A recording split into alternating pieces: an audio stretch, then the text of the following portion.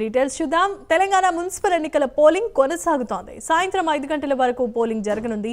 116 మున్సిపాలిటీలు, 7 కార్పొరేషన్లో ఓటింగ్ కొనసాగుతోంది.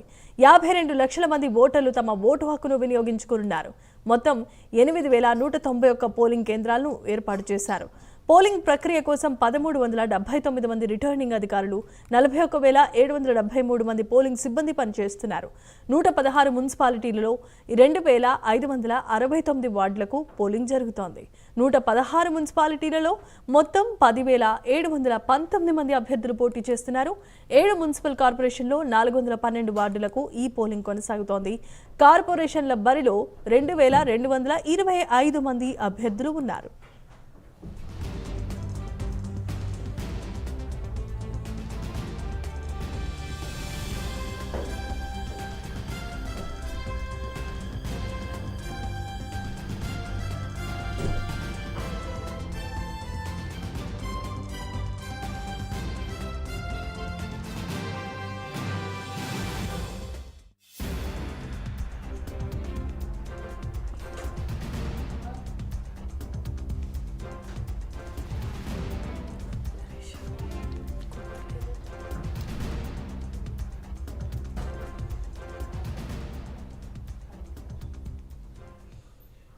రైట్, ఇక ఎప్పుడెప్పుడా అని ఆతృతగా ఎదురు చూస్తున్న తెలంగాణ వ్యాప్తంగా ఎన్నికల పోలింగ్ డే ఈ రోజు నమోదవుతోంది. దీని పట్ల అధికారులు అన్ని రకాల ఏర్పాట్లు పూర్తి చేశారు. ఇదే అంశానికి సంబంధించి పటాన్చెరు మండలం ఇంద్రీశం నుండి మా కరెస్పాండెంట్ కుమార్ లైవ్ ద్వారా మరిన్ని అప్డేట్స్ అందిస్తారు. కుమార్, చెప్పండి.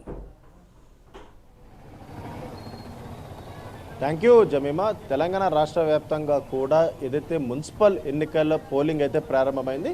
ముఖ్యంగా ఈరోజు 7 గంటలకే ఈ పోలింగ్ అయితే ప్రారంభమైంది. ప్రస్తుతం మనం పటాన్చెరు ఇంద్రేశం దగ్గర అయితే ఉన్నాం. ఇక్కడ పూర్తిగా పటిష్ట బందోబస్తు ఏర్పాటు చేస్తూ కూడా ఇటు పోలింగ్ సజావుగా కొనసాగే విధంగా పోలీసులు ఇక్కడైతే చర్యలు తీసుకుంటున్నారు. అయితే ఓటర్ల ఫోన్లు కూడా లోపలికి ఎలమెంట్ లేకుండా పటిష్టంగా ఈ పోలింగ్ అయితే నిర్వహిస్తున్నారనే చెప్పొచ్చు. అయితే ముఖ్యంగా తెలంగాణ మున్సిపల్ ఎన్నికల ఫ్లోరింగ్ అయితే ఈరోజు ఉదయం 7 గంటలకు అయితే ప్రారంభమైంది. రాష్ట్ర వ్యాప్తంగా 7 నగరాలకు అంటే నగరపాలక సంస్థలకు అలాగే 116 మున్సిపాలిటీలోని స్థానిక ప్రతినిధులను ఎన్నుకునేందుకు ఓటర్లు పోలింగ్ కేంద్రాలకు అయితే చేరుకుంటున్నారు. ఈరోజు ఉదయం 7 గంటలకైతే ఏదైతే ప్రారంభమైంది.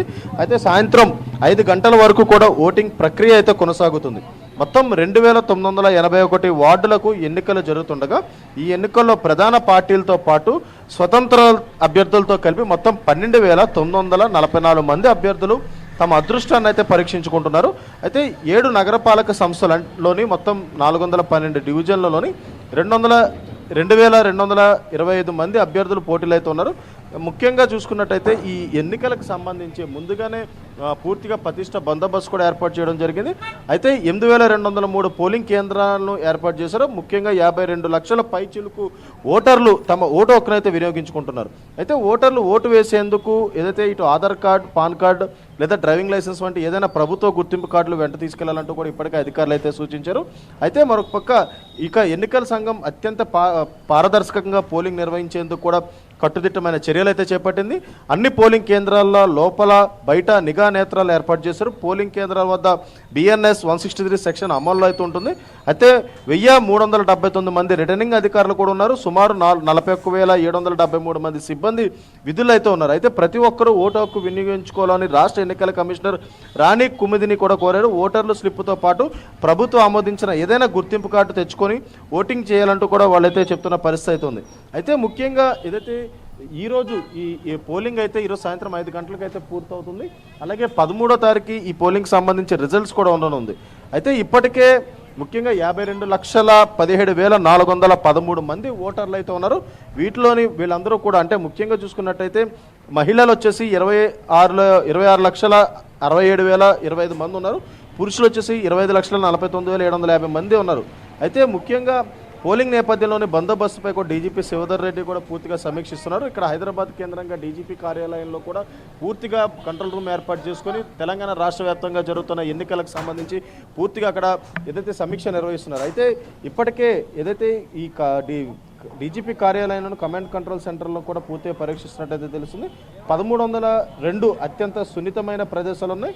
1,926 సున్నితమైన పోలింగ్ కేంద్రాలు గుర్తించారు. అయితే అక్కడ ముఖ్యంగా ఇక్కడ ఫోర్స్ అంటే ఇటు పోలీస్ ఫోర్స్తో పాటు టాస్క్ ఫోర్స్ ఫోర్స్ని కూడా ఇక్కడైతే ప్రస్తుతం పటిష్ట బందోబస్తు అయితే ఏర్పాటు చేస్తున్నారని చెప్పొచ్చు. అయితే ముఖ్యంగా ఈ ఎన్నికలకు సంబంధించి పార్టీ ప్రతి ఒక్కటి కూడా ఏదైతే ప్రతిష్టాత్మకంగా తీసుకుందని చెప్పొచ్చు. ఎందుకంటే ఈ ఎన్నికలకు సంబంధించి అంటే ఇటు బీఆర్ఎస్, బీజేపీ, కాంగ్రెస్తో పాటు ఇటు జనసేన అభ్యర్థులు కూడా ఎన్నికల్లో పోటీలు అవుతున్నారు. అయితే మరొక పక్క గతంలో ఏదైతే మున్సిపల్గా ముఖ్యంగా ఏదైతే పంచాయతీ ఎన్నికల్లో కూడా కాంగ్రెస్ తన సత్తా చాటింది.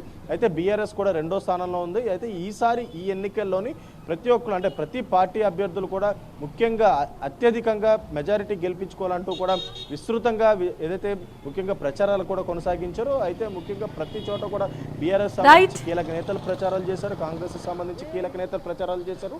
అయితే ఇప్పుడు ఈరోజు పోలింగ్ జరుగుతుంది కాబట్టి ఈరోజు ఉదయం 7 గంటలకు అయితే పోలింగ్ ప్రారంభమైంది. అయితే ఈరోజు సాయంత్రం 5 గంటలకు ఈ పోలింగ్ అయితే ముగుస్తుందని చెప్పొచ్చు. జమీనా.